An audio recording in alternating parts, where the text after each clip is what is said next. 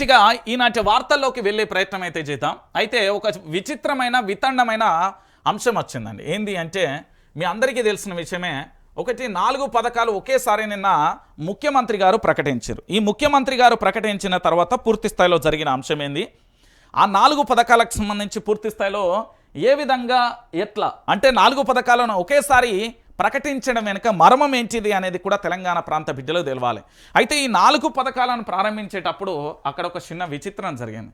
మా యొక్క గౌరవ రాష్ట్ర ముఖ్యమంత్రి యనుమల రేవంత్ రెడ్డి ఉన్నాడు కదా, వాళ్ళ యొక్క సోదరుడు కూడా స్టేజ్ మీద ఉన్నాడు. అంటే ఏ అర్హతలు లేకున్నా ఏది లేకున్నా పూర్తి స్థాయిలో కూడా ఆ స్టేజ్ మీద కూర్చున్న పరిస్థితి ఉన్నది. అసలు ఏ అర్హతలతోని ఏ బాధ్యతలతోని అక్కడ కూర్చున్నాడు అనేది ఒక్కసారి మనం చూసే ప్రయత్నం చేద్దాం.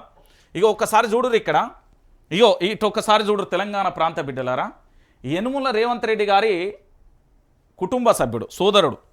ఈయన ఏ పదవి లేదు, ఒక ఎమ్మెల్యే కాదు, ఒక ఎమ్మెల్సీ కాదు, ఒక ఎంపీ కాదు, ఒక సర్పంచ్ కూడా కాదు. ఇంకా ఏమన్నాడుగా మాట్లాడు రైట్. ఇక ఇక్కడ చూసిరు కదా ఒకసారి పూర్తి స్థాయిలో కూడా ఏం జరిగింది. ఇక్కడ యనుమల రేవంత్ రెడ్డి గారికి సంబంధించిన సోదరుడు అండి. వీరి సోదరుడికి సంబంధించి పూర్తి స్థాయిలో కూడా ఏ అర్హతలతోని పూర్తి స్థాయిలో ఇక్కడ కూర్చున్నాడు ఒకసారి మనందరం కూడా ఆలోచించాలి. ఏ అర్హతలతోని ఇక్కడ కూర్చున్నాడు అంటే నేను చెప్పనా లేదా తెలంగాణ ప్రాంత బిడ్డలకు సంబంధించి చెప్పే ప్రయత్నం అయితే చేస్తా, ఒకసారి మాట్లాడే ప్రయత్నం అయితే చేద్దాం. ఎందుకు అంటే ఇక్కడ తెలంగాణ ప్రాంత బిడ్డలారా, కల్వకుంట్ల చంద్రశేఖరరావు ఇంట్లో తన్నీరు హరీష్ రావు గారు తెలంగాణ ఉద్యమకారుడు, పనిచేసిండు. ఆయన మెంబర్ ఆఫ్ లెజిస్లేటివ్ అసెంబ్లీ, ప్రజల చేత ఎన్నుకోబడిన వ్యక్తి, గెలిచిండు. దాని తర్వాత కవితకు సంబంధించి పూర్తి స్థాయిలో కూడా వారు కూడా ఎంపీగా గెలిచారు. దాని తర్వాత సిరిసిల్ల నుంచి కేటీఆర్ గెలిచిండు. ఆ తర్వాత పూర్తి స్థాయిలో గజ్వెల్ నుంచి కేసీఆర్ గారు గెలిచిన పరిస్థితి కనబడుతుంది. అయితే వీరందరూ గెలిచిన తర్వాత ఏం జరిగింది అంటే వాస్తవమైన కోణాన్ని ఒకసారి మనం చూడాలి. ఇక్కడ పూర్తిగా కూడా ఏం జరుగుతున్నది, యనుమల రేవంత్ రెడ్డి గారి యొక్క సోదరుడు ఇక్కడ కలెక్టర్ గారండి. మా స్నేహితుడు ఇక్కడ కలెక్టర్ ఉంటారు. ఇక్కడ చూడండి, కలెక్టర్ వెనక కూర్చున్నాడు, ముందు వీరు కూర్చున్నారు. అంటే నేనేమంటున్నా అంటే ముఖ్యమంత్రి గారు ఇది ప్రజాపాలన అన్నప్పుడు ప్రజలకు సంబంధించి పూర్తి స్థాయిలో సిఎస్ పక్కన కలెక్టర్ గారిని కూర్చోబెడతారా, లేకపోతే వారి యొక్క సోదరుని ఏ పదవిలో ఏ బాధ్యతలో ఉండి కూర్చోబెట్టిన నాకు అర్థం. సిఎస్ గారండి, సిఎస్ గారు. అంటే ఇక్కడ కుటుంబ పాలన అని చెప్పడానికి నిదర్శనం ఇంకేమైనా ఉన్నదా? నేనేమంటున్నానంటే తెలంగాణ ప్రాంత బిడ్డలందరూ కూడా ఆలోచించాల్సిన విషయం ఏంటంటే, ఈ ప్రజాపాలన పేరుతో తెలంగాణ రాష్ట్ర వ్యాప్తంగా రైతులను ఎట్లా మోసం చేస్తున్నారు, ప్రజలను ఎట్లా మోసం చేస్తున్నారు, ఏం జరుగుతుంది అనేది కూడా మనం ఆలోచించాలి. నేనేమంటున్నానంటే ఇక్కడ 4 గ్యారంటీల పేరుతోని మీకు టోపీ పెడుతున్నాడు యనుమల రేవంత్ రెడ్డి, కాంగ్రెస్ ప్రభుత్వం అనేది నేను చెప్తా. ఎందుకు అంటే తెలంగాణ ప్రాంత బిడ్డలారా, మన యొక్క అస్తిత్వాన్ని, మన పోరాటాన్ని, మన పటిమకు సంబంధించి పూర్తి స్థాయిలో మార్పు అనే పేరుతోని కాంగ్రెస్ పార్టీని అధికారంలోకి తీసుకువస్తే, ఈ కాంగ్రెస్ పార్టీ అధికారంలోకి వచ్చిన వెంటనే డిసెంబర్ 9వ తారీఖున గిట్ల పోయి గట్ల తెచ్చుకోరు అని బ్యాంకు రుణాలకు సంబంధించి చెప్పిన మాట తప్పిన ముఖ్యమంత్రి యనుమల రేవంత్ రెడ్డి, దానితో పాటుగా ఇంకొక విషయం ఆలోచిస్తే మనం పూర్తి స్థాయిలో కూడా ఏం చెప్పిలు, రుణమాఫీ చేస్తా అని చెప్పిలు. అన్ని అంశాలను కూడా, హామీలన్నింటినీ కూడా తుంగలో దొక్కి ఈరోజు పూర్తి స్థాయిలో తెలంగాణ రాష్ట్ర వ్యాప్తంగా కూడా ఎంత దారుణంగా, ఎంత హేళనగా, ఎంత అవహేళనగా పూర్తి స్థాయిలో కూడా జరుగుతున్న ఈ పరిపాలన మనం చూస్తున్నాం. తెలంగాణ రాష్ట్ర వ్యాప్తంగా 4 పథకాలను ప్రారంభించిండండి మా ముఖ్యమంత్రి యనుమల రేవంత్ రెడ్డి గారు. 4 పథకాలను పూర్తి స్థాయిలో ప్రకటించిన తర్వాత ఆ 4 పథకాలకు సంబంధించి జరిగిన విషయాన్ని ఒకసారి బుట్ట దాఖలు చేద్దాం. 4 పథకాలు రియల్గా నిన్న రాజకీయ విశ్లేషకులు, దాంతోపాటు ఇక్కడ ఉండే మేధావులందరినీ కూడా నేను సంప్రదించిన. అసలు ఏం చేయబోతున్నాడు యనుమల రేవంత్ రెడ్డి గారి వ్యూహం ఏంది, యనుమల రేవంత్ రెడ్డి గారికి సంబంధించి పూర్తి స్థాయిలో జరుగుతున్న పరిణామం ఏంటి, ఈ యనుమల రేవంత్ రెడ్డి గారికి సంబంధించి జరుగుతున్న వాస్తవాలు అవాస్తవాలు ఏంటి అనేది ఒకసారి చూద్దాం. 4 పథకాలు ఒకేసారి అమలు వెనుక భారీ కుట్ర కొనసాగింది అంటూ కూడా చెప్తున్న పరిస్థితి కనబడుతుంది. ఈ 4 పథకాలు ఒకేసారి అమలు వెనుక కుట్ర ఏంటిది, ఎందుకు జరుగుతున్నది అనేది నేను చెప్తా. తెలంగాణ ప్రాంత బిడ్డలారా, ఇప్పటికైనా నేను మళ్ళీ చెప్తున్నా, మేల్కోకపోతే ఈ తెలంగాణ రాష్ట్రంలో ఇప్పటికే కూడా 365 రోజులలో కుక్కలు జంపిన ఇస్తారాకైంది. రేపు భవిష్యత్తులో ఇంకా దారుణమైన పరిస్థితి కూడా ఎదుర్కొనే పరిస్థితి ఉంటుంది. సో ఆత్మీయ భరోసా, రైతు భరోసా, రేషన్ కార్డులు, ఈ 4 ఇక్కడ 3 సార్లు ఒకసారి చూడండి. ఇందిరమ్మ ఇల్లు, ఆత్మీయ భరోసా, రైతు భరోసా, రేషన్ కార్డులు, 4గింటిలో ఒక్కొక్కటి ఇచ్చి సరిపెట్టే ఆలోచనలో ఉన్నాం. అసంతృప్తి వెలగక్కకుండా ఏదో ఒకటి వచ్చిందనుకునేలా ప్రణాళికలు చేసిన పరిస్థితి. గణనీయంగా లబ్ధిదారులకు తగ్గించే ప్రయత్నం కూడా జరుగుతుంది. ప్రభుత్వం ప్రతిష్టాత్మకంగా ప్రారంభించిన 4 పథకాలు ఇందిరమ్మ ఇల్లు, ఆత్మీయ భరోసా, రైతు భరోసా, రేషన్ కార్డుల అమలులో వ్యూహాత్మకమైన ఎత్తుగడ ఉందన్న సందేహాలు కూడా కలుగుతున్నాయి.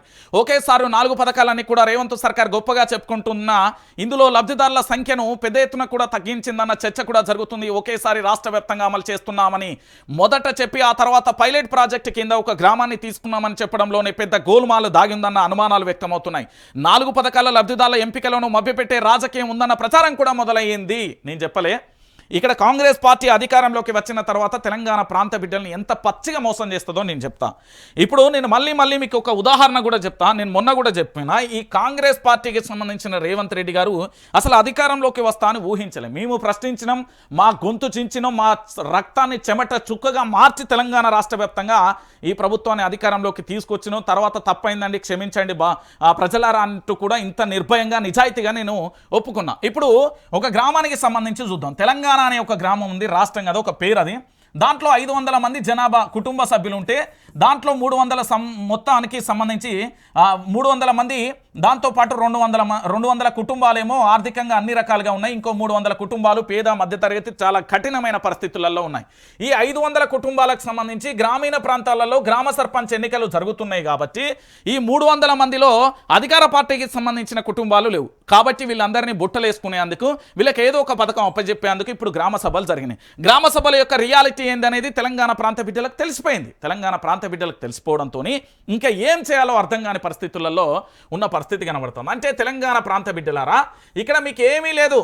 పలానా ఎల్లన్న, మల్లన్న, పుల్లన్న, లేకపోతే బుచ్చవ్వ, మల్లవ్వ, ఎల్లవ్వ ఎవరన్నా ఉన్నారనుకో, ఒకరికి ఇందిరమ్మ ఇల్లు, లేకపోతే ఒకరికి రైతు భరోసా, ఒకరికి రైతు బీమా, ఒకరికి రేషన్ కార్డు, ఇలా తలా ఒక్కొక్కటి ఇచ్చేసి అదేదో సినిమాలగాక మన ఐస్ గడ్డను గాక చేతిలో పెడితే అందరికీ తిరిగి వచ్చేటాలకి ఏం ఉండదు కదా. ఇప్పుడు కూడా గిట్లనే ఉంటుంది. సో చివరికి ఏం జరుగుతుంది అంటే తెలంగాణ ప్రాంత వ్యాప్తంగా కూడా ఆఖరికి ఒక్కొక్క పథకం ఎక్కడో కాడ ఇచ్చినాం కదా అనే కాడికి అయిపోతుంది. దాని తర్వాత ఏం చేసిళ్ళు వీళ్ళంటే మండలానికి ఒక గ్రామాన్ని తీసుకొని దాంట్లో 100% పూర్తి స్థాయిలో కూడా పథకాల అమలు చేసేందుకు సిద్ధపడతామని చెప్పారు. ఒక్కసారి మీకు ఇది కూడా నేను చెప్పే ప్రయత్నం చేస్తాను. ఎందుకు అంటే నియోజకవర్గానికి సంబంధించి ఇప్పుడు కొసింగిలో నిన్న మండలంలో 4 పథకాలను ప్రారంభించాడు. ఇక్కడ జరిగే విషయం ఏంటంటే తెలంగాణ ప్రాంత బిడ్డలారా, నేనేం చెప్తున్నానంటే వీళ్ళు ఏం లేదు, మండలానికి ఒక గ్రామాన్ని దత్తతగా తీసుకొని లేదా ఆ గ్రామంలో పూర్తి స్థాయిలో పథకాలను ఇంప్లిమెంటేషన్ చేస్తున్నామని చెప్పి పూర్తిగా ఆ పథకాన్ని పూర్తిగా కూడా అమలు చేస్తామని కూడా చెప్తారు. చెప్పిన తర్వాత జరిగే పరిస్థితి ఏందో తెలుసా? దాని తర్వాత ఇగో పలానా మండలం ఉన్నది, పలానా నియోజకవర్గంలో పలానా మండలం పలానా గ్రామంలో కాంగ్రెస్ పార్టీ అన్ని పథకాలు ఇచ్చింది అనే కాడికి వస్తుంది. చివరికి జరగబోయే పరిస్థితి అదే. నేను ఎందుకు ఈ విషయాన్ని చెప్తున్నానంటే పూర్తి స్థాయిలో కూడా తెలంగాణ ప్రాంత బిడ్డలను మళ్ళీ మోసం చేయడానికి రేవంత్ అండ్ కో టీం మళ్ళీ ప్రయత్నం చేస్తుంది. దీంట్లో భాగంగా కొన్ని సంస్థలను అంటే కొన్ని ఛానళ్లను కూడా తెర మీదకి తీసుకొస్తున్నట్టుగా విశ్వసనీయ వర్గాల సమాచారం. ఇప్పటికే నాకు తెలిసి బడ్జెట్ కూడా కేటాయించిలో 50 కోట్ల వరకు కేటాయించిన పరిస్థితి.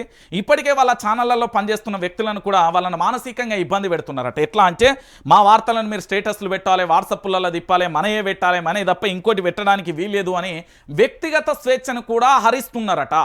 ఇది కూడా విశ్వసనీయ వర్గాల నుంచి సమాచారం. నేనేమంటున్నానంటే పూర్తి స్థాయిలో కూడా మార్చి 31 లోపు రైతు భరోసా వేస్తాం. కొడంగల్ సభలో సీఎం రేవంత్ రెడ్డి రేపట్లోగా అందరికీ రైతు భరోసా అని ప్రకటన. అరగంటలోనే మాట మార్చేసి మార్చి 31 లోపు ఇస్తామనే ప్రకటించిన సీఎం. కొసంగి మండలంలో 4 పథకాల ప్రారంభం. నియోజకవర్గంలో 3500 ఇందిరమ్మ ఇండ్లు. వచ్చే 4 ఏళ్లలో 15 నుంచి 20,000 ఇండ్లు కడతాం. గ్రామ సభలో కొందరు చిల్లర పంచాయతీలు చేసిరు. నియోజకవర్గానికి సొంతగా కూడా కోట్లు ఖర్చు పెట్టామంటూ కూడా చెప్తున్న పరిస్థితి కనబడుతుంది. సో పూర్తి స్థాయిలో కూడా ఏం జరుగుతున్నది అంటే ముఖ్యమంత్రి గారు ఇప్పటికీ మేల్కొన్నారా? 400 రోజుల తర్వాత 402 మంది రైతులు చనిపోతారు. దాంతోపాటు గురుకులాల విద్యార్థులు చనిపోతారు, ఆటో డ్రైవర్లు 93 మంది చచ్చిపోతారు. ఇంతమంది చనిపోయిన తర్వాత మా ముఖ్యమంత్రి ఇప్పటికైనా మేల్కొంటాడు అంటే ఏం లేదు, టాపిక్ డైవర్షన్. స్థానిక సంస్థల ఎన్నికలు రాబోతున్నాయి, సర్పంచ్ ఎన్నికలు రాబోతున్నాయి. ఎలాగైనా గెలవాలి, ఏమైనా చేయాలి, ఎట్లనైనా పూర్తి స్థాయిలో గెలవాలనే ఒక కుట్రపూరితంగా జరగబోయే ఈ డ్రామాకు తెరలేపింది అంతా కూడా ఓ టీం ఉన్నది. అది పూర్తి స్థాయిలో కూడా ఏంది అంటే వ్యతిరేకతను డ్యామేజ్ని కంట్రోల్ చేయాలి, మనం ఏదో ఒకటి చేయాలి. ఇప్పుడు ఏమీ చేస్తలేమన్నాం అనుకో, ప్రభుత్వానికి సంబంధించి విమర్శలు వస్తుంది కాబట్టి దానికి సంబంధించి జరిగే ప్రయత్నం అన్నట్టు. సో పూర్తి స్థాయిలో కూడా పెద్ద డ్రామా షురూ చేసిళ్ళు. ఇది పూర్తి స్థాయిలో కూడా మీరు అందరూ కూడా చూడాలి. ఎందుకంటే సీఎం రేవంత్ రెడ్డి మరో టార్గెట్ పెట్టుకున్నారు. మార్చి 31 లోపు రైతు భరోసా వేస్తామంటూ తన సొంత నియోజకవర్గం కొడంగల్ సాక్షిగా మాటిచ్చారు. 4 పథకాల ప్రారంభోత్సవం సందర్భంగా 31ని అధికారికంగా ప్రకటించారు. కొడంగల్ ప్రజలకు తన సొంత డబ్బులను కోట్లలో ఖర్చు పెట్టానని, స్వాతంత్రం వచ్చినప్పటి నుంచి ఎవరూ పట్టించుకోలేదని వాపోయారు. ముఖ్యమంత్రి అయ్యాక సమయం కేటాయించలేకపోతున్నానని ఆవేదన వ్యక్తం చేశారు. నియోజకవర్గంలో పెద్ద ఎత్తున ఇందిరమ్మ ఇల్లు చేపడుతున్నట్లుగా కూడా తెలిపిన పరిస్థితి కనబడుతుంది. ఇక్కడ విషయం ఏంది అంటే పూర్తి స్థాయిలో కూడా తన యొక్క సొంత నియోజకవర్గానికి సంబంధించి సొంత డబ్బులను కేటాయించాల్సిన అవసరం లేదు. మీరు ఎమ్మెల్యేగా, మెంబర్ ఆఫ్ లెజిస్లేటివ్ అసెంబ్లీగా గెలుపొందిన తర్వాత మీరు తెలంగాణలో ఎందుకు అభివృద్ధి చేయలేకపోయారు అనేది సమాధానం చెప్పాలి. అభివృద్ధి చేయలేక, అభివృద్ధి చేతగాక ఈ ముచ్చట్లన్నీ చెప్పిర్రని అక్కడి ప్రజలు అంటున్నారు. నేను అంటలేను, అక్కడి ప్రజలు మాత్రమే అంటున్నారు. నేను ఎందుకు ఈ విషయాన్ని చెప్తున్నానంటే తెలంగాణ ప్రాంత బిడ్డలందరికీ కూడా తెలవాలి కాబట్టి చెప్తున్నా. సో దాంతోపాటుగా నేను చెప్పిన కదా మరొక అంశం, ఇది ఎక్కడ రక్తం వచ్చేటట్టుగా కొట్టిలు ప్రశ్నించిన వారిపై కాంగ్రెస్ నేతల గూండాగిరి ప్రదర్శించారు. ఆదివారం నాటి 4 పథకాల ప్రారంభోత్సవం సందర్భంగా పలు ప్రాంతాలలో ఘర్షణలు చోటు చేసుకున్నాయి. అర్హులు కాకుండా అనర్హుల పేర్లు లిస్టులో చేరుస్తున్నారంటూ ప్రశ్నించిన బీఆర్ఎస్ నేతలపై కాంగ్రెస్ నేతల దాడుకు పాల్పడ్డారు. వారికి పోలీసులు కూడా వత్తాసు పలకడం విశేషం. పరిస్థితులను అదుపులో తీసుకువచ్చే సాకుతో లాఠీ చార్జికి దిగి బెంబేలెత్తారు. అసలు సిసలైన లబ్ధిదారుల గురించి ప్రశ్నించిన బీఆర్ఎస్ కార్యకర్తలే లక్ష్యంగా దాడులు జరిపారు. ఈ దాడులలో పలువురు తీవ్రంగా గాయపడ్డారు అంటూ కూడా చెప్పిన పరిస్థితి కనబడుతుంది. ఇక ఇదెక్కడి పంచాయతీ అండి? ప్రశ్నిస్తాను నేను. ఇప్పటివరకు నా తండ్రిని బెదిరించారు, అంతకుముందు గతంలో నన్ను బెదిరించాను. ఇక్కడ చట్టం రాజ్యాంగం ఉంది కాబట్టి నేను హైకోర్టుకు వెళ్ళినా మళ్ళీ సుప్రీంకోర్టుకు వెళ్ళే ఆలోచనలో ఉండే కాబట్టి అక్కడే దక్కిల్. దాని తర్వాత ఈ రాష్ట్ర గవర్నర్కు, సుప్రీంకోర్టుకు, హైకోర్టుకు ఎవరికి జడ్జిలందరికీ లేఖ రాసిన. నాకు ప్రొటెక్షన్ కల్పించాలని నాకు బాధ్యత ఈ రాష్ట్ర ప్రభుత్వాన్ని. దాంతోపాటు ఇప్పుడు ఏం చేస్తున్నారు, నా కుటుంబం మీద పడ్డారు. నేను ఏమంటున్నానంటే ఈ తెలంగాణలో పూర్తి స్థాయిలో ప్రశ్నిస్తే ఇంత దారుణమైన పరిస్థితి వస్తుందా అంటే ప్రశ్నించకూడదా? మీరు 4 పథకాల గురించి, అమలు గురించి మీరు మాట్లాడితే ఈ 4 పథకాల అంశాలు కాదు కదా, ఈ 4 పథకాల అంశాలు కాదు కదా. మీరు ఇచ్చిన 6 గ్యారెంటీలు, 13 అంశాలు, 420 హామీలు, ఓవరాల్గా ఇంత తడిచిమూపడి చేసిరు కదా. మీకు అలవి కానీ హామీలు ఇచ్చేటప్పుడు ఎట్లా మర్చిపోయారో మరి నాకైతే తెలియదు. దాంట్లో మళ్ళీ అపర మేధావులు ఉన్నారు, వాటన్నింటిని కూడా పక్కన పెట్టిన పరిస్థితి ఉంది. అంటే ఒకసారి మీరు అందరూ కూడా ఆలోచించాల్సిన విషయం ఇది. తెలంగాణ ప్రాంత బిడ్డలారా, ప్రశ్నిస్తే పూర్తి స్థాయిలో ఇక్కడ దాడులేనా, కేసులేనా? ఇదేనా రాజ్యాంగం? ఇదేనా ప్రజాస్వామ్యం? ఇంతకంటే దారుణమైన విషయం ఇంకేముంటుందండి? ఇంతకంటే ఘోరమైన విషయం ఇంకేముంటుందండి? తెలంగాణ ప్రాంత బిడ్డలారా, ఇంతకంటే దారుణం, ఇంతకంటే ఘోరం ఇంకేముంటుంది అంటున్నా. ఇదేనా ప్రజాస్వామ్యం? ఇదేనా భారత రాజ్యాంగం అమల్లో ఉండే తీరు? అంటే ఇక్కడ రాష్ట్ర ముఖ్యమంత్రి గారు ఇదేనా ఇచ్చే సంకేతం? అంటే బీఆర్ఎస్ అయితేంది, అక్కడ బీజేపీ అయితేంది, కమ్యూనిస్టు పార్టీలు అయితేంది, కాంగ్రెస్ కార్యకర్తలు అయితేంది, ప్రశ్నించాలి కదా. అరే అడగండి అమ్మాయినా బువ పెట్టదు భయ్. అలాంటప్పుడు ప్రశ్నిస్తే తప్పేంటిది? మీరు పథకాలను అమలు చేయండి, మీరు అభివృద్ధి బాటలో నడిపియండి, మీరు ప్రజలకు ఇచ్చిన హామీలను నెరవేర్చమంటే ఈ దాడులు దేనికి సంకేతం? గిట్లున్న తెలంగాణలో మండలానికి ఒక గ్రామంలోనే ఓట్లు అడిగారా? ఒక గ్రామంలోనే ప్రచారం చేస్తారా? డిప్యూటీ సీఎం బచ్చి విక్రమార్కకు కేటీఆర్ స్ట్రాంగ్ ఉన్నది. ఇక మా బచ్చన్న పరిస్థితి ఘోరంగా ఉన్నది. కాంగ్రెస్ పార్టీలో మా బచ్చన్న పరిస్థితి దారుణంగా ఉన్నది. ఎందుకంటే మా బచ్చన్నకు సంబంధించి ముఖ్యమంత్రి అవుతాడు అనుకున్న ముఖ్యమంత్రి విషయంలో పూర్తి స్థాయిలో కూడా బచ్చన్నను ఉప ముఖ్యమంత్రి చేసి పడేసాడు. ఇక మా బచ్చన్న మింగలేక, కక్కలేక, వెనుక నొయ్యి ముందు గొయ్యలేక ఏం చేయలేని పరిస్థితుల్లో ఉన్నాం. ఓ కృషి వచ్చే దాంట్లో ఊగొచ్చే పూర్తి స్థాయిలో. మీరు ఒకసారి బచ్చన్న కాన్వాయ్ చూసి ఎప్పుడన్నా చూడకపోతే ఒకసారి బచ్చన్న కాన్వాయ్ చూడరే. అసలు పాపం ఏంటంటే ముఖ్యమంత్రి ఈక్వల్ టు ముఖ్యమంత్రి, ఉప ముఖ్యమంత్రి, ముఖ్యమంత్రి ఎలాంటి భద్రత ఉండాలి, ఎట్లుండాలి అనేది ఒకసారి చూడండి. అంటే బచ్చన్న అందరికీ సుపరిచితుడు కాబట్టి పెద్ద ప్రాబ్లం లేదు, అపరిచితుడు అయితే ప్రాబ్లం ఉండేది. కానీ కాదు కాబట్టి పెద్ద దాడుల విషయంలో ఏది జరగదు కాబట్టి పూర్తి స్థాయిలో కూడా ప్రజలు పూర్తిగా ఎట్లా వ్యతిరేకిస్తున్నారో చూడొచ్చు. ఇక ఇంకొక విషయం ఏంటంటే నేను మండలానికి ఒకటే గ్రామానికి సంబంధించి నేను పైలట్ ప్రాజెక్టుగా మండలంలో గ్రామం తీసుకుంటా అని చెప్పారు కదా. కేవలం పలానా నియోజకవర్గం, పలానా మండలం, పలానా గ్రామంలో మేము అమలు చేస్తాం, ఇదే పరిస్థితి అని చెప్పే ప్రయత్నం చేస్తారు తప్ప ఇంకేమీ ఉండదు అనే విషయాన్ని కూడా మీరు అందరూ కూడా గుర్తుపెట్టుకోవాలి. ఇంతకు మించి ఏమి ఉండదండి ఇక్కడ. నేను చెప్తున్నా కదా, ఇక్కడ పూర్తి స్థాయిలో కూడా జరిగేది ఇదే. ఇక రేవంత్ రెడ్డి మాటలన్నీ బోగస్. ఏడాది పాలనలో ఒక పని చేయలేదు, 10 ఏళ్లలో గజ్వేల్ దశా దిశ మారింది. మున్సిపల్ పాలకవర్గ సన్మాన సభలో హరీష్ రావు అంటూ కూడా చెప్పిన పరిస్థితి కనబడుతుంది. ఏం జరిగింది? 365 రోజులలో ఈ తెలంగాణ రాష్ట్ర వ్యాప్తంగా ప్రశ్నించిన జర్నలిస్టుల మీద దాడులు జరిగినాయి, కేసులైనాయి. దాంతోపాటు తెలంగాణ రాష్ట్ర వ్యాప్తంగా పూర్తిగా కూడా జరిగిన పరిస్థితులన్నీ కూడా మనం చూసాం. బీఆర్ఎస్ నేతల మీద దాడులు, అక్రమ కేసులు, అరెస్టులు రకరకాలుగా కూడా జరిగిన పరిస్థితి కనబడుతుంది. అంటే ఈ తెలంగాణలో పూర్తి స్థాయిలో జరుగుతున్న అంశాన్ని కూడా మనం చూస్తున్నాం. అంటే ఏం జరుగుతుంది అంటే ఇక్కడ హామీలు అనేది అమలు చేయకపోతే టాపిక్ డైవర్షన్ చేయాలి. అందుకే హైడ్రా వచ్చింది, మూసి వచ్చింది, దాని తర్వాత పూర్తి స్థాయిలో కూడా లగచెర్ల ఇష్యూ వచ్చింది, ఆ తర్వాత పూర్తిగా కేటీఆర్ ఇష్యూ వచ్చింది, దాని తర్వాత పాడి కౌశిక్ రెడ్డి ఇష్యూ వచ్చింది. ఇలా రకరకాలుగా చెప్పుకుంటూ పోతే టాపిక్ డైవర్షన్కు కేర్ ఆఫ్ అడ్రస్గా మారిపోయిన పరిస్థితి చూస్తాం. అంటే తెలంగాణ ప్రాంత బిడ్డలందరూ కూడా ఆలోచించాల్సిన విషయం. సో ఇక్కడ హరీష్ రావు ప్రశ్నిస్తున్నాడు అంటే వాస్తవమైన విషయమే కదా.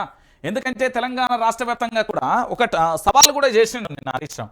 తడి బట్టలతో రా, నేను వస్తా, పాలమూరు నిర్లక్ష్యం చేసింది ఎవరో ఆ కురుమూర్తి ముందు తేల్చుకుందాం. సీఎం రేవంత్ రెడ్డికి హరీష్ రావు సవాల్. పాలమూరును మోసం చేసింది కాంగ్రెస్, టీడీపీఏ. ప్రాజెక్టులను పెండింగ్ పెట్టింది ఆ రెండు ప్రభుత్వాలు. కేసీఆర్ పాలనలో కృష్ణా జలాలను ప్రారంభించాం. బీఆర్ఎస్ హయాంలో ఉమ్మడి మహబూబ్ నగర్ లో 4,000 కోట్లతో ఇరిగేషన్ ప్రాజెక్టులు నిర్మించాం. గజ్వేల్ మున్సిపల్ అభినందన సభలో హరీష్ రావు అంటూ కూడా చెప్పిన పరిస్థితి కనబడుతుంది. మావోడు ఏంటి అంటే మా రేవంత్ రెడ్డి పూర్తి స్థాయిలో పూటకో మాట, గంటకో మాట, నిమిషానికో మాట, సెకండ్కో మాటకి అయిపోయింది. మరి ఎందుకు ఇట్లా అవుతున్నాడు, ఏం కథ కూడా అర్థం కాని పరిస్థితి అయిపోయింది. ఎందుకంటే ముఖ్యమంత్రిని నేను పూర్తి స్థాయిలో రాష్ట్ర ముఖ్యమంత్రిని అనే విషయాన్ని మర్చిపోయిందా ఏంది అనేది కూడా తెలంగాణ ప్రాంత బిడ్డలకు చెప్పాలి. ఇక నిన్న మా రాజగోపాల్ అన్న పెద్ద మాట అన్నాడు భయ్. ఇది ఇప్పుడు కాంగ్రెస్ పార్టీలో అతలాకుతలమవుతున్న వ్యవహారం. ఎందుకు అంటే పూర్తి స్థాయిలో కూడా మీరందరూ కూడా ఆలోచించాల్సిన విషయం ఏంటి అంటే ప్రజలు కేసీఆర్ను మెచ్చుకుంటున్నారు, రేవంత్ సర్కార్ను తిడుతున్నారు. ప్రభుత్వ ఆర్థిక పరిస్థితి బాగోలేదు. మునుగోడులో ఎమ్మెల్యే రాజగోపాల్ రెడ్డి ఎమ్మెల్యే ప్రసంగాన్ని అడ్డుకున్న RRR బాధితులు తమకు న్యాయం చేయాలని డిమాండ్. అయితే ఇక్కడ విషయం ఉన్నాయి, ఒక్కసారి మీరు అందరూ కూడా ఆలోచించాలి. నేనేమంటున్నానంటే తెలంగాణ ప్రాంత బిడ్డలారా, ఇక్కడ ప్రజలు కేసీఆర్ను మెచ్చుకుంటున్నారు. ఇది నేను చెప్పినా లేదా ఎవరు చెప్పారు? కాంగ్రెస్ పార్టీకి సంబంధించి మెంబర్ ఆఫ్ లెజిస్లేటివ్ అసెంబ్లీ సభ్యుడు మునుగోడు ఎమ్మెల్యే మన రాజగోపాల్ అన్న చెప్పాను. మరి రాజగోపాల్ అన్న ఎందుకు తిడుతున్నారు అనేది మీ ముఖ్యమంత్రికి ఏమన్నా ఆలోచన లేదా అన్న? మీ సలహాదారులకు లేరా అన్న? అంటే తెలంగాణ రాష్ట్ర వ్యాప్తంగా వాస్తవిక పరిస్థితులు ఏందో తెలివయా అన్న? ఎందుకు మరి ఆ స్కీములను 100% మేము ఒక స్కీమును ప్రజల్లోకి తీసుకువస్తామంటే 100% దాన్ని అమలు చేసి తీరాలి, లేదా సైలెంట్గా ఉండాలి, మా వల్ల కాదు అని ఊకోవాలి. మరి అలవి కాని హామీలను ఎందుకు ఇచ్చిల్లన్నా రాజగోపాల్ అన్న? ఈ విషయాన్ని పక్కనే పెడితే మరి 1,34,000 కోట్ల రూపాయలు అప్పయిందన్నా. ఓ బడి కట్టిల్లా, ఓ గుడి కట్టిల్లా, లేకపోతే ఏం చేసిల్లు? మరి ఏమైపోయినాయి ఈ పైసలన్నీ? ఏడపోయినాయి ఈ పైసలన్నీ? ఈ పైసలన్నీ ఎక్కడ పోయినావని అడగాలి కదా రాజగోపాల్ అన్న. 1,34,000 కోట్లు అంటే జో కాదు కదేనే, తమాషా కాదు కదా. రేపు పొద్దుగాల నేను కూడా ఈ రాష్ట్రానికి నా మీద కూడా అప్పు భారం ఉన్నట్టే కదా, పుట్టబోయే బిడ్డ మీద కూడా భారం ఉన్నట్టే కదా. మరి ఏం చేస్తున్నావన్నా రాజగోపాల్ అన్న? ఒకసారి ఆలోచించు. మీ ముఖ్యమంత్రి దగ్గర పోయి అడుగు, అరే నాయన నేను ప్రజలలో పోతే నన్ను పొట్టు తిడుతున్నారు, ప్రజలకు మీరు ఇచ్చిన హామీలు అమలు చేస్తారా, చేయకపోతే చేయనని చెప్పురి, లేకపోతే నేను రాజీనామా చేస్తానా నేను లొల్లిపెట్టే. కల్వకుంట్ల చంద్రశేఖరరావు గారి చరిష్మా ఆనవాళ్ళు లేకుండా చేస్తా, ఈ పిచ్చి పిచ్చి కారుకూతలన్నీ వినకండి. నేను ఎందుకు చెప్తున్నా అంటే 12 సంవత్సరాల పాటు 2011 నుండి 14 వరకు, అందులో ఏంది అంటే 14 సంవత్సరాల పాటు నిర్విరామంగా పోరాటం చేసి తెలంగాణ రాష్ట్రం కోసం, తెలంగాణ ఉద్యమాని కోసం, తెలంగాణ రాష్ట్రాన్ని తీసుకొచ్చిన గొప్ప నేత. అది అల్టిమేట్, ఎవడు చరిత్రను చెరిపేస్తే పోయేది కాదు అది. దాంతోపాటు పూర్తి స్థాయిలో ఇంకొక విషయం ఏంది తెలుసా? ఇక్కడ తెలంగాణ రాష్ట్ర వ్యాప్తంగా కూడా ప్రజలకు కూడా తెలుసు, ఈ తెలంగాణలో చుట్టూ నీళ్లు ఉండి చుక్కా దొరకపోతే కాళేశ్వరం ప్రాజెక్టును తెచ్చాను, రైతులు ఆత్మహత్య చేసుకుంటానని రైతు భరోసాను ఇచ్చాను, రైతులకు సంబంధించి పూర్తి స్థాయిలో పెట్టుబడి సాయాన్ని అందించాను, రైతులు చనిపోతే బీమాను కల్పించాను. దాంతో పాటుగా ఈ తెలంగాణ రాష్ట్ర వ్యాప్తంగా కూడా అనేక సంక్షేమ కార్యక్రమాలను పెట్టిండు కేసీఆర్. వాటన్నింటినీ అమలు చేస్తున్నారా? లేదు. ఉన్న వాటికి దిక్కు లేదు, లేని వాటిని ఏదో తెచ్చిపెడతా అనే కాడికి వచ్చిన పరిస్థితి కనబడతాను. అంటే ఇప్పుడు రాజగోపాల్ అన్నకు పాపం జ్ఞానోదయం అయింది. సో మొత్తానికి ఏం చేస్తాడు, ఏమనుకుంటాడు, ఎట్లుంటుంది అనేది కూడా మనం చూడాల్సిన పరిస్థితి అయితే కనబడుతుంది. ఇక దీంతో పాటుగా నిన్న జెండా పండుగ అండి, నిన్న జెండా పండుగ త్రివర్ణ సంబరం. భారతదేశ 76వ గణతంత్ర వేడుకలు అట్టహాసంగా జరిగాయి. 76వ గణతంత్ర వేడుకలు అట్టహాసంగా జరిగాయి. ఇది అందరికీ తెలిసిన విషయమే కదా. పల్లె నుంచి ఢిల్లీ దాకా ప్రజలు సంబురాలలో ఉత్సాహంగా భాగస్వామ్యారు. రాష్ట్రపతి ద్రౌపది ముర్ము ఎర్రకోటపై త్రివర్ణ పతాకాన్ని ఎగరవేయగా కత్తిపదిలో నిర్వహించిన వేడుకలు సైనిక శక్తిని చాటాయి. హైదరాబాద్ పరేడ్ మైదానంలో కూడా గవర్నర్ జిష్ణుదేవ్ వర్మ పతాకాన్ని కూడా పూర్తి స్థాయిలో కూడా అక్కడ గవర్నర్ సంబంధించి పతాక ఆవిష్కరణ చేసిండు అనేది వాస్తవం. నేనేమంటున్నానంటే ఈ భారతదేశంలో గణతంత్ర దినోత్సవానికి సంబంధించి అంటే భారత రాజ్యాంగాన్ని అమల్లోకి తీసుకొచ్చినప్పటి నుండి ఈ పూర్తి స్థాయిలో కూడా ఇక్కడ భారత రాజ్యాంగం అనే పేరు చెప్పి రకరకాలుగా కుట్రలు జరుగుతున్నాయి భయ్. నిజంగా చెప్తున్నా. ఇవి పేపర్ల వరకే పరిమితం అయిపోయిందని నేను ఘంటాపదంగా గుండె మీద చేసుకొని చెప్తా. ఇవన్నీ కూడా పేపర్ల వరకే పరిమితం అయిపోయినాయి, ప్రాక్టికల్గా వర్కౌట్ కావట్లేదు. ఎందుకంటే నన్ను ఒక పోలీస్ ఆఫీసర్ ఎస్ఓటీ పోలీసులు అరెస్టు చేసినప్పుడు నా దగ్గర నైతికంగా పూర్తి స్థాయిలో రాజ్యాంగం ప్రకారం నా సెల్ ఫోన్ గుంజుకోవద్దు. ఒకటి, నన్ను అరెస్టు చేసే ముందు 41 CRP నోటీసులు ఇచ్చిన తర్వాత అరెస్టు చేయాలి. మరి భారత రాజ్యాంగం ఎక్కడ అమల్లో ఉంది? భారత రాజ్యాంగం ఎక్కడ పేపర్ల వరకే పరిమితం అయిపోయింది కదా, ప్రాక్టికల్ ఎక్కడ ఉన్నది? మళ్ళీ పోలీస్ స్టేషన్ వెళ్ళిన తర్వాత బెదిరింపులకు పాల్పడ్డ పరిస్థితి కనబడుతుంది కదా. సో పూర్తి స్థాయిలో కూడా జరిగిన పరిస్థితి ఏం జరిగింది అనేది కూడా మీరు అందరూ కూడా చూస్తున్నారు కదా. అంటే తెలంగాణ ప్రాంత బిడ్డలారా, ఇక్కడ భారత రాజ్యాంగం అనేది అమల్లో ఉందా లేదా అనేది కూడా మీరు ఒక్కసారి ఆలోచించండి. నేను ఎందుకు చెప్తున్నా అంటే, ఈ భారత రాజ్యాంగం అమల్లో ఉంటే ఇక్కడ మణిపూర్లో జరిగిన సంఘటన కానీ మీ అందరికీ తెలుసు, భారతదేశ వ్యాప్తంగా, దాంతోపాటు ఈ భారతదేశ వ్యాప్తంగా పులామా దాడి కానీ, దాంతోపాటు రకరకాలుగా ఉన్నాయి దాడుల్ని. ఒక్కొక్కటిగా చెప్పుకుంటూ పోతే అవి మస్తు లిస్ట్ ఉన్నాయి. ఎందుకు చెప్తున్నా అంటే, ఈ దేశానికి స్వాతంత్ర్యం వచ్చినప్పటి నుండి ఇప్పటి వరకు భారతదేశంలో రాజ్యాంగం పేరుకే అమల్లో ఉందా, నిజంగా ప్రాక్టికల్గా అమల్లో ఉందా? ఎందుకంటే ఒక సాధారణ పౌరుడిగా, ఈ దేశ పౌరుడిగా, ఇక్కడి ఓటర్గా నేను అడుగుతా ఉన్నా. ఎందుకంటే పూర్తి స్థాయిలో అనేక రకాలుగా కూడా భయభ్రాంతులకు గురి చేసే ప్రయత్నాలు కానీ ఇతరత్ర జరుగుతున్న పరిస్థితి కనబడుతుంది కదా. అసలు ఏం జరుగుతున్నది, ఏం కథ అనేది కూడా మనం కూడా చూస్తున్నాం కదా. సో ఇలాంటి పరిస్థితులన్నింటినీ కూడా ఒకసారి ఆలోచించాల్సిన, అత్యాచారాలు, హత్యలు, కుట్రలు, కుతంత్రాలు, కబ్జాలు ఎన్ని జరుగుతలు నిజంగా కూడా బాధేస్తుందన్నా. నేను ఒక భారతదేశ పౌరుడిగా సిగ్గుతో తలదించుకుంటున్నా. ఎందుకు అంటే ప్రతి చోట కూడా పైసాలేంది ఫైల్ కదలేదు, రకరకాలుగా కూడా జరుగుతున్న పరిస్థితి కనబడుతుంది కదా. మీరే ఆలోచించండి. ఇగో గణతంత్రం సాక్షిగా రణరంగం. మహబూబ్నగర్ జిల్లా కౌకుట్ల మండలం తిరుమలాపూర్లో జరిగిన సభలో కాంగ్రెస్కు సంబంధించి మధుసూదన్ రెడ్డి ముట్టింది. ఇక్కడేమో పోలీసులు లాఠీ చార్జ్ చేసి కొడుతున్న పరిస్థితి. పల్లాను అరెస్ట్, ఒక మెంబర్ ఆఫ్ లెజిస్లేటివ్ అసెంబ్లీ, ఆయన ఎమ్మెల్యే, ఆయన మీద పూర్తి స్థాయిలో రాళ్ళు, కొడుగుడ్లు, టమాటాలు విసిరిన పరిస్థితి. అంటే ఇంతకంటే దారుణం ఇంకొకటి ఏమైనా ఉంటుందా? అంటే ఏం చేయదలుచుకున్నారు? తెలంగాణను మరొకసారి కడప రాజకీయాలు ఇక్కడ ఏమన్నా ఇంప్లిమెంటేషన్ చేయాలనుకుంటున్నారా? ఒకసారి మీరు అందరూ కూడా ఆలోచించాలి పూర్తి స్థాయిలో. నేను ఎందుకు ఈ మాట చెప్తున్నానంటే, తెలంగాణ రాష్ట్ర వ్యాప్తంగా కాదు, భారతదేశ వ్యాప్తంగా కూడా ఒక పౌరుడికి స్వేచ్ఛ లేకుండా పోయింది. ఒక యువకుడు, నేటి బాలలే రేపటి భావి భారత పౌరులు, దేశానికి వెన్నుముక్క రైతన్న అంటూ కూడా ఇట్లా డైలాగులు చెప్పుడే తప్ప వాటిని ప్రాక్టికల్గా ఇంప్లిమెంటేషన్ చేసింది లేదు, చేయబోయేది లేదు అనిపిస్తుంది. అప్పుడు 365 రోజులు ఢిల్లీ సరిహద్దులలో నల్ల చట్టాలకు వ్యతిరేకంగా పోరాటం చేసేళ్ళు రైతన్నలు. ఏమైపోయినది ఆలోచించుకోరు మీరు. 15 నిమిషాలలో మాట మార్పు. రైతు భరోసాపై రేవంత్ 2 మాటలు. ఈ రాత్రి నుంచే కాదు, మార్చి 31 లోపు.